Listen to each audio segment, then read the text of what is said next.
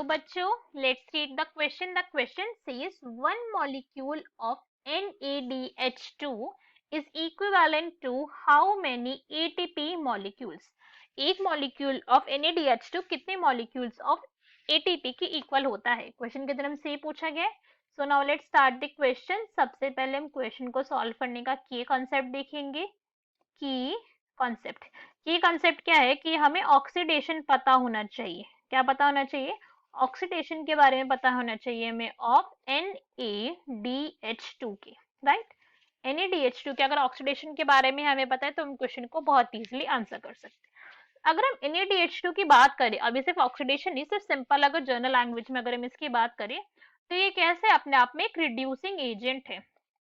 कैसा है ये? रिड्यूसिंग एजेंट है. एजेंट, और ऐसा वैसे रिड्यूसिंग एजेंट नहीं है, स्ट्रॉन्ग रिड्यूसिंग एजेंट है. कैसा है? काफी स्ट्रॉन्ग रिड्यूसिंग एजेंट है. अपने आप में खुद बाकी सब्सटेंस को रिड्यूस करेगा और खुद को क्या कर लेता है? ये ऑक्सीडाइज है. और ये बहुत ज्यादा क्या है? हाई एनर्जी यील्डिंग है.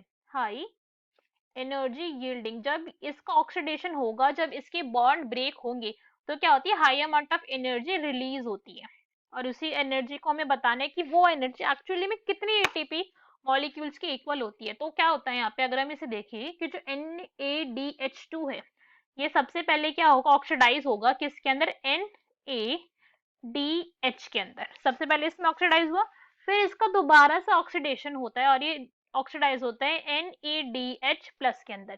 ठीक है, ये क्या है? इसके ऑक्सीडेशन है. अब ये जो इसकी ऑक्सीडेशन है यहाँ पे रिलीज होती है इक्वल्स में कितनी एटीपी? 3 एटीपी कि इक्विवेलेंट होता है. ये इक्वल नहीं, हम ये नहीं कह रहे कि 3 एटीपी है, इक्विवेलेंट है भाई. जितनी अमाउंट एक एटीपी की 3 एटीपी के रिएक्शन में निकलेगी, 3 एटीपी फॉर्म होने में रिलीज होती है, उतनी एनर्जी ये एक NaDH2 का मॉलिक्यूल ऑक्सीडाइजेशन होने के ऊपर हमें दे देता है.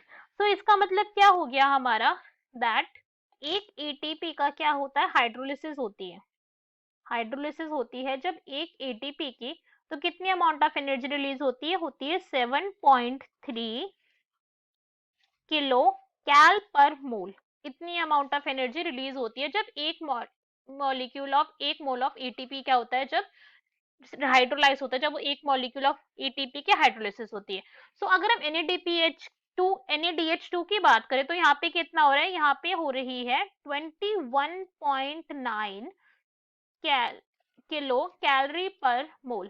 कैल पर मोल. इतनी अमाउंट ऑफ एनर्जी क्या होती है? यहाँ पे रिलीज होती है. तो ये क्या होगा? ऑलमोस्ट 3 टाइम्स है इसके. So what we can say कि एक हमारा जो NaDH2 का मॉलिक्यूल है वो 3 एटीपी मॉलिक्यूल की इक्विवेलेंट है. उतनी अमाउंट ऑफ एनर्जी वो रिलीज कर रहा है. So from this our correct answer will be B, that is 3. Hope you understood it well. Best of luck. Thank you.